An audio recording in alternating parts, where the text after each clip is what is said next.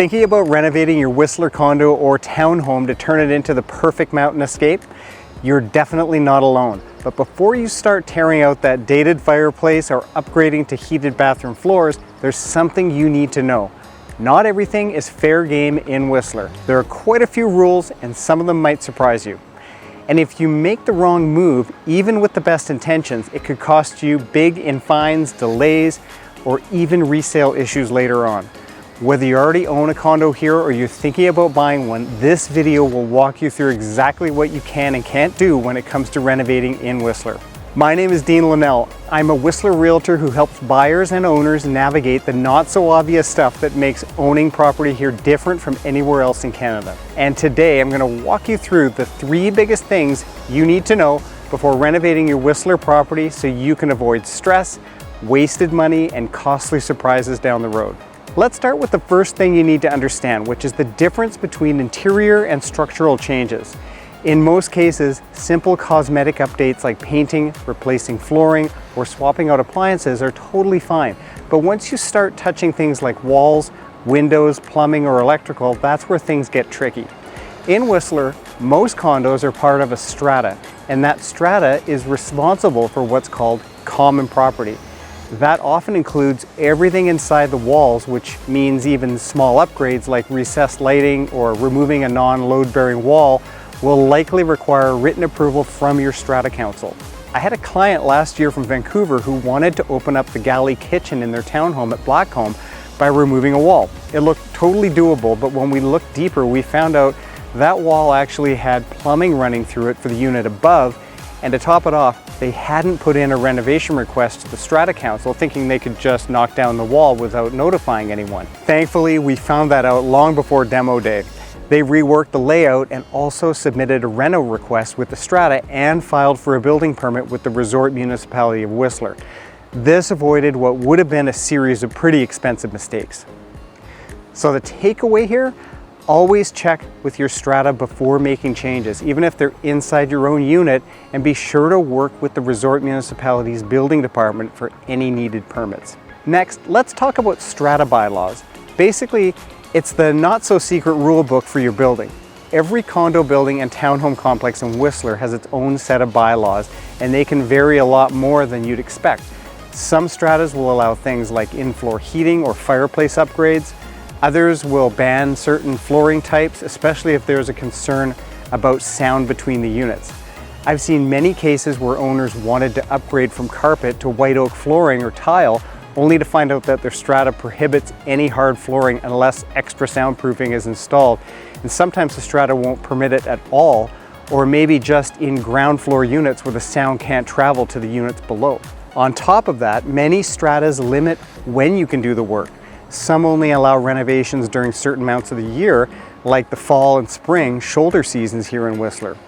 Others sometimes have rules about work being done during specific hours. This is why I always tell my clients to review their strata bylaws carefully before starting any renovation. And ideally, talk directly to the strata manager to clarify anything that's unclear. If we're working together, this is something I guide you through step by step because it's so easy to miss something that could create problems later. The third big thing to know is even if your strata approves your renovation, that doesn't mean you're totally in the clear. As I mentioned before, depending on what kind of work you're doing, the Resort Municipality of Whistler will also require permits, especially if you're planning changes that involve plumbing, electrical, or anything structural. And if you skip the permits, that can open up a whole world of issues. You could face fines, be forced to undo the work, or even hurt your resale value if a future buyer finds out that renovations weren't done properly or legally. This is why I always recommend hiring contractors who are based here in Whistler, people who know the local regulations, have worked with stratas before, and understand what kind of work needs permits or approvals. They'll know the difference between a quick cosmetic update and a project that needs paperwork, inspections, and maybe even an engineering report. Now here's a bonus tip, and it's a big one if you plan to rent out your condo short term. If your unit is zoned for nightly rentals and you're planning to use Airbnb, VRBO, or any rental manager, you'll need to be even more careful when it comes to your renovations. You see, When you're ready to start renting out your property in Whistler, you'll need a business license from the Resort Municipality of Whistler. And to get that business license, the building file for your unit has to be squeaky clean with the building department.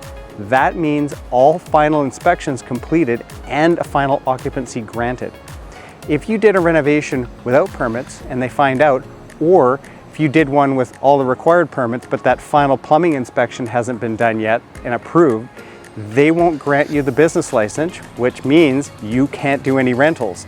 You can't even get past the first page of the wizard in setting up your Airbnb account without uploading the business license, so you literally do not pass go.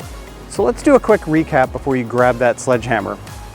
If you make any changes to your Whistler condo, make sure you know whether your plans are considered cosmetic or structural, because that determines what kind of approval you need.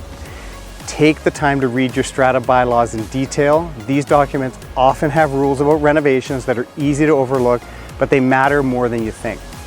And check with the Resort Municipality of Whistler to find out if your project needs permits, and work with professionals who understand the local rules and have experience with Strata managed properties. Your renovation contractor can often work with the RMOW on your behalf to get the permits you need. And if your unit is a short-term rental, make sure your RMOW building file is complete with all final inspections and final occupancy granted, so you can get your business license granted with no issues. Renovating a Whistler condo can be a great way to increase both your enjoyment and your property's value, but only if you do it the right way. And that's exactly what I help clients do. Whether you're buying, renovating, or renting, I'm here to help you make confident, informed decisions every step of the way. And if you're thinking about doing some upgrades because you might sell soon, here's the big question. Is now actually the right time to list your property in Whistler? In the next video, I'll walk you through how to make that decision based on market trends, timing, and what's happening right now in Whistler, so you can sell strategically and not reactively. If you're even thinking about selling your Whistler property in the next year, don't miss it. I'll see you there.